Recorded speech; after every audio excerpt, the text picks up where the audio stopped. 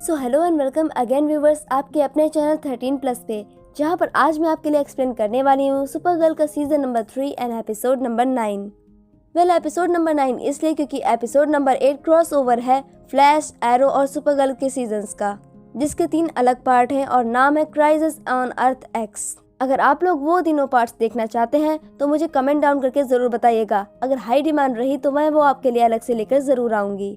तो चलिए ज्यादा बातें ना करते हुए शुरू करते हैं आज का हमारा एपिसोड। लास्ट एपिसोड में हमने देखा कि मोनल के साथ में जो लड़की आई हुई थी वो उसकी वाइफ इमरा है और ये कारा को बिल्कुल भी अच्छा नहीं लगता। वहीं उसकी एक नई दुश्मन भी अब आ चुकी है जिसका नाम रेन है, जो कि असल में कारा की फ्रेंड सैम है। तो चलिए शुरू करते हैं आज का एपिसोड। यहाँ लाल रंग की रोशनी की वजह से अचानक से सैम की आंखें अपने बिस्तर पर खुलती हैं और रूबी आकर के उससे उसकी ट्रिप के बारे में बातें करने लगती है।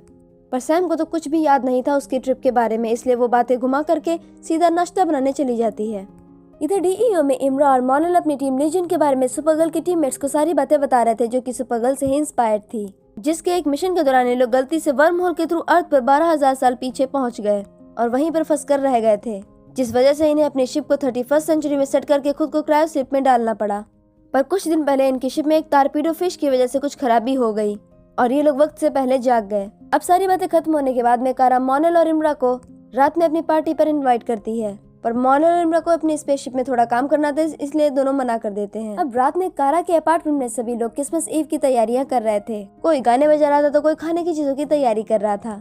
तभी सैम और रूबी भी वहाँ पर आ जाते हैं। अभी ये लोग सभी पार्टी एंजॉय कर ही रहे थे कि तभी अचानक से जॉन को कॉल आ जाता है और इसके बाद में इन्हें और कारा को यहाँ से जाना पड़ता है। अब अटैक वाली जगह पे पहुंचने पर दोनों को पता चलता है कि यहाँ पर आग लगी थी। तभी कैप्टन के कहने पर सुपरगर्ल हवा में ऊपर उड़कर देखती है तो हमें दिखाई पड़ता है कि वहाँ पर आग से जलाकर वही सिंबल बनाया गया है जैसा कि हमें रेन के कैसल में दिखाई पड़ा था। इसलिए सुपरगर्ल फौरन ही अपनी मॉम के होलोग्राम के पास आकर के उसी सिंबल के बारे में सारी इन्फॉर्मेशन लेने लगती है, जहाँ इनकी बातों से हमें जान पाते हैं कि ये सिंबल क्रिप्टॉन के उस कॉन्टिनेंट यूरेका का सिंबल है जहाँ पर क्रिप्टॉन पर पहली बार लाइफ पैदा हुई थी और वहाँ के जुरू नाम के कबीले के लोग इसका इस्तेमाल किया करते थे। अगली सुबह कैटको के ऑफिस में भी यही न्यूज वायरल थी कि आखिरकार ये सिंबल किसने बनाया। तभी लीना जेम्स को आकर के ये बताती है कि हो ना हो इस सब के पीछे मॉर्गन एच का ही हाथ है। आप सभी लोग मॉर्गन एच से तो बहुत अच्छी तरह से वाकिफ होंगे, जिसने पहले भी लीना को जान से मारने की कोशिश की है। इसके फौरन ही बाद लीना और जेम्स सीधा मॉर्गन के ऑफिस में आ धमकते हैं। ये लोग उसे वही सिंबल दिखा करके उसके बारे में पूछने लगते हैं, पर हम सभी लोग तो ये जानते हैं कि इसमें मॉर्गन का कोई भी हाथ नहीं है, जिसकी वजह से इन दोनों को यहाँ से खाली हाथ ही जाना पड़ता है। अब रात में कारा और विन बार में आते हैं, जहाँ पर मोनल अपनी प्रिय पत्नी श्रीमती इमरा जी के साथ में पहले से ही विराजमान थे, जो कि कारा और विन को भी अपने पास बुला लेते हैं। कारा जाना तो नहीं चाहती थी पर जाना तो पड़ता ही है, जहाँ थोड़ी देर के बाद में विन अपना तेज दिमाग लगा करके इमरा को अपने साथ दूसरी तरफ लिए जाता है ताकि ये दोनों आपस में बात कर सकें, जहाँ पर मोनल कारा से सॉरी बोलता है। पर अब हमारी बेचारी कारा कर ही क्या सकती है, वो अपना दुखी मन ज्यादा जाहिर नहीं करती। तभी कारा को कॉल आता है और हमारा अगला सीन जेल में शिफ्ट होता है। जेल में कारा को मिलने के लिए थॉमस ने ही बुलाया था। आप सभी लोग थॉमस से अच्छी तरह वाकिफ होंगे, जिसने सुपरगर्ल को गॉड बनाने की कोशिश की थी और नाकाम होकर सीधा जेल आ गया। अब कारा के आने के बाद में ये पुजारी अंकल थॉमस उसे रेन के बारे में पूरी जानकारी देने लगते हैं कि अगर इस वर्ल्ड किलर रेन को नहीं रोका गया तो वह हर तरफ लाशें ही बिछा देगी। इनकी सारी बातें तो सच है। लगता है कि इन्होंने क्रिप्टॉन के ऊपर पीएचडी कर रखी है। चलिए स्टोरी पर वापस आते हैं।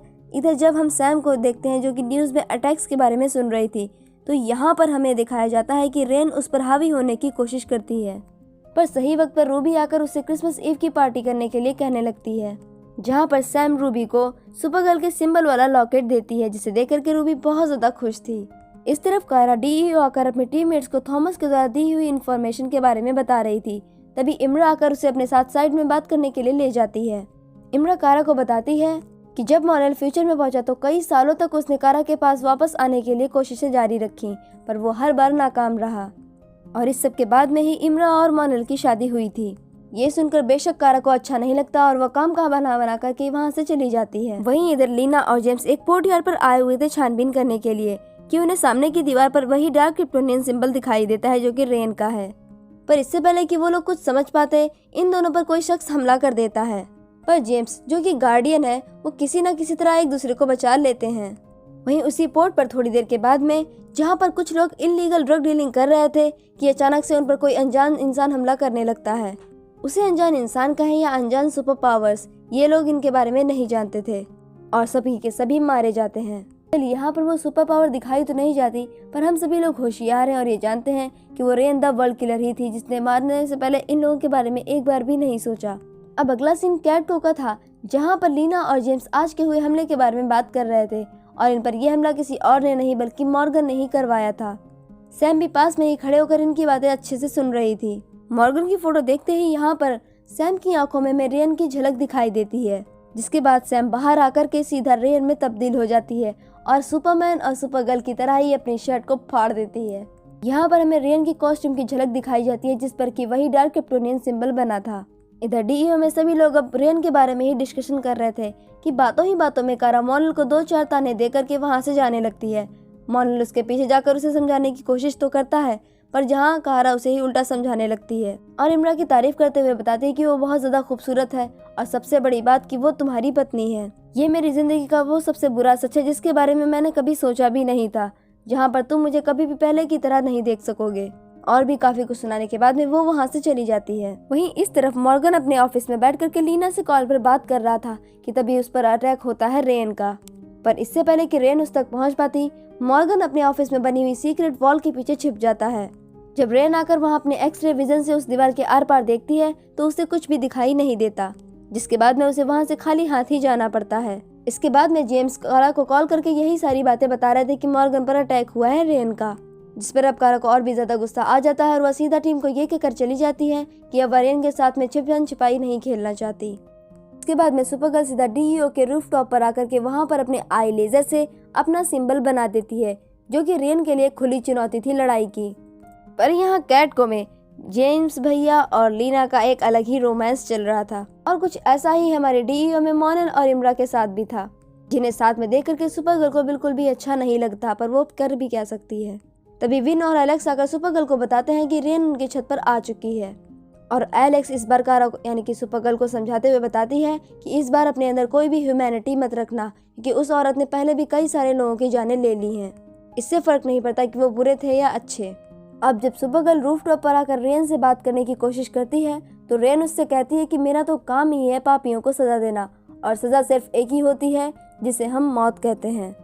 जिसके बाद में अब सुपरगर्ल को भी गुस्सा आ जाता है और अब तक के इस सीजन की एपिसोड में सबसे बेहतरीन फाइट होती है यहाँ पर। यहाँ फाइट में रेन वर्सेस कारा के बीच में रेन ही जीत रही थी, क्योंकि हमारी सुपरगर्ल जो कि कारा है उसका दिल तो पहले से ही टूटा हुआ था और वो यहाँ पर और भी ज्यादा कमजोर हो जाती है, पर फिर भी डट करके रेन का सामना करती है, जिस पर गुस्साते हुए रेन घायल सुपरगर्ल को ला करके ऊंची बिल्डिंग से सीधा नीचे फेंक देती है और हमारी बेचारी सुपरगर्ल सीधा जमीन पर आकर गिर जाती है और वहीं बेहोश हो जाती है। जहां पर सुपरगर्ल के अपने आप ना उठने पर एलेक्स फौरन उसे एम्बुलेंस में डालकर डीईओ ले आती है और उसका इलाज शुरू कर देती है। यहाँ पर पहली बार देखकर ऐसा लगता है कि शायद अब सुपरगर्ल हमारे बीच नहीं रही। वहीं अब हमें एपिसोड के लास्ट में दिखाया जाता है जहाँ पर रूबी अपनी मॉम सैम को आवाज देकर बुलाती है, जिसकी आवाज सुनते ही सैम बहुत ही डरावने अंदाज से पीछे पलटती है और ये शानदार एपिसोड यहीं पर खत्म होता है। क्या हमारी सुपरगर्ल सच में हमारे साथ अब नहीं रही या फिर वो वापस आएगी रेन को टक्कर देने के लिए? जानने के लिए देखते रहिए सुपरगर्ल। मिलते हैं आपसे कल एक नए एपिसोड के साथ में। वैसे अगर वीडियो अच्छा लगे तो लाइक ज़रूर करिएगा और चैनल पर नए आए हैं तो सब्सक्राइब करना मत भूलिए, साथ ही बेल आइकन को भी दबा दें ताकि सारे के सारे नोटिफिकेशन सबसे पहले आप तक पहुंच सकें। Thank you.